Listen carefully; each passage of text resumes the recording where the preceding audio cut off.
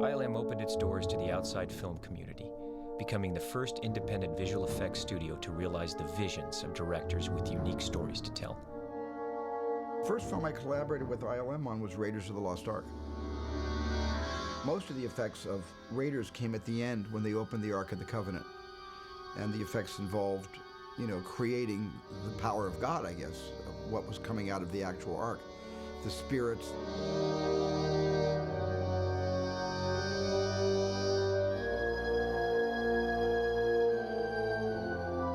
There were a lot of challenges posed. I wanted the scene where the one bad Nazi's face kind of implodes, and where Tote's head melts, and where Belloq's head explodes.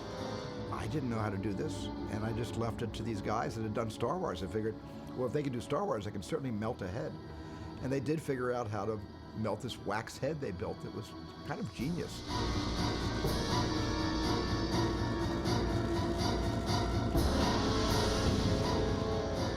And that was all the beginnings of my relationship with ILM. While ILM continued to push the boundaries of photochemical effects, George Lucas could see the potential for an entirely new way of creating cinema magic. In the same way George had so much vision about marrying computers to cameras and optical printers, he felt that there were probably ways to create all of the kinds of things he did in Star Wars in the computer. He felt there were ways to do editing with computers. He thought there were ways to create and manipulate music with computers. And those three things led him to start the Lucasfilm Computer Graphics division that he hired Ed Catmull to start. I was asked to bring in technologists and computer scientists and wizards of various sorts to bring this into this industry.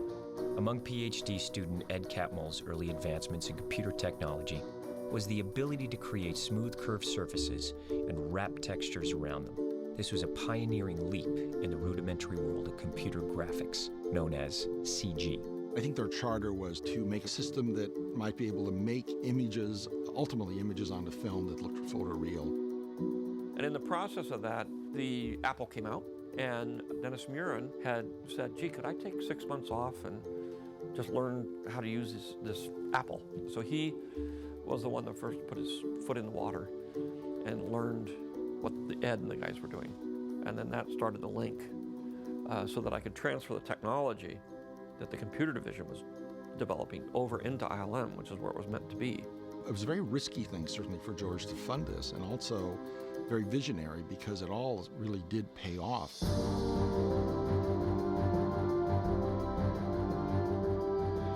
Today's powerful computer-generated imagery owes its roots to this early CG group, who by 1982 were able to prove their various skills to create a sequence in Star Trek, Wrath of Khan. While developing hardware and software, they spent 5 months advancing texture mapping, motion blur, digital matte painting, and compositing programs to create the first visual effects shot made in the computer for a motion picture. It was mind-blowing for the time. Now, of course, it looks old-fashioned. But it was part of earning the way in.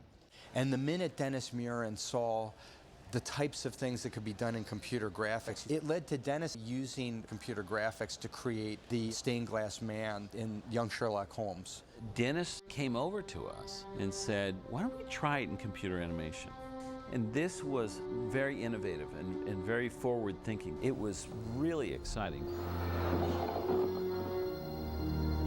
I mean, it was a lot of work because back in the day we didn't have the tools. I literally had to take the footage and project it onto my computer screen, and I animated the camera move by hand. I don't know if I've ever worked harder on 6 shots in my life, but it was worth it because when Young Sherlock Holmes came out, people who worked in the special effects industry had no idea how it was done. The Stained Glass Knight was the first computer-generated character in a motion picture, and the film was nominated for an Academy Award for Best Visual Effects, a testament to the growing impact of computer technology. ILM's work in stop-motion animation and optical effects would advance further into the digital realm with George's next movie, a fantasy epic he asked Ron Howard to direct.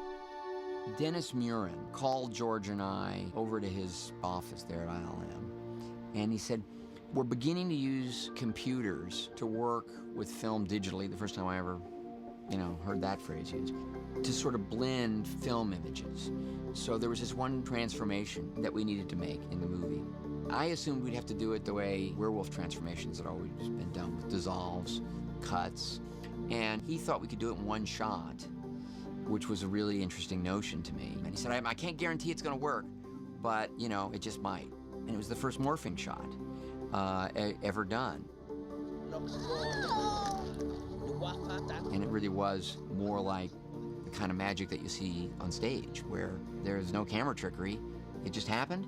And of course, there was so much technology behind it, and it was all breakthrough stuff. That was amazing for me. By the late 1980s, the computer was threatening the analog ways of old. The Lucasfilm Computer Group had developed an astounding array of tools that remain today's industry standard. The first digital editing system, the first digital audio editing system, a film laser scanner, and a powerful graphics computer for digital compositing and high-resolution imagery. The Pixar image computer and its processing software called RenderMan enabled the group to create a breakthrough computer animated short film, Andre and Wally B, which inspired them to pursue their far-off goal of a full-length animated feature film. At the time, as the vagaries for finance come up and down, George realized he couldn't afford all of this because there were so many things going on. And so we had some meetings with George and we said, well, we really want to make an animated film. And he said, well, that's not what I want to do now. He wanted the technology. So we started down the path of selling off the group to be a separate company, which is what became Pixar. So we set up our own CG group within ILM instead of Lucasfilm. That's purpose was to do CG work only for films. And it was great. And it took a couple of years or so to really get it going. We did some wire removal stuff, then eventually we did The Abyss. It was The Abyss that I think in many ways put a larger stake in the ground for the notion of digital characters in live action films created by the computer.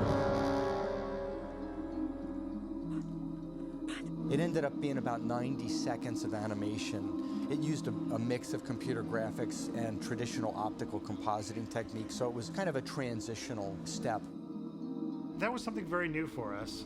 There were not a lot of established procedures for doing any of this work at the time, so we just dove into it and we were making it up as we went along. It was just so exciting to be able to see that what had been a promise for so long and so difficult to do because nobody had ever done it before. The tools were now in place, the software was in place, the hardware was sort of in place.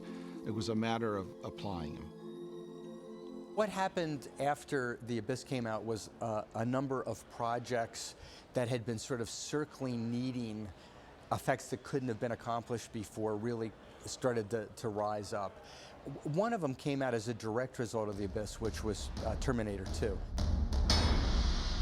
After Jim Cameron felt that we'd successfully created what he wanted for The Abyss with CG animation, he then created a character in Terminator 2 that had to be done in computer graphics.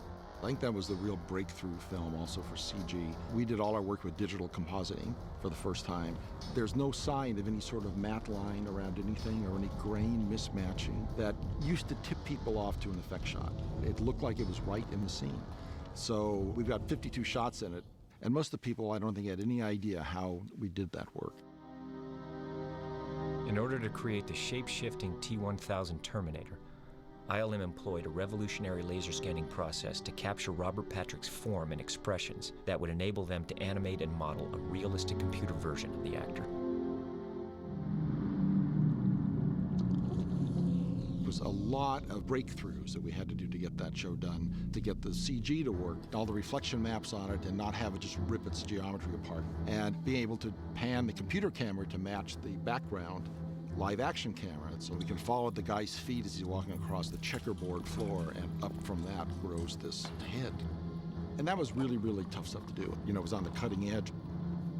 So everybody in this industry is saying, wow, everything's changing now. So then there's this general awareness that the technology is coming into this industry. So with that film, it made the awareness that something big is coming.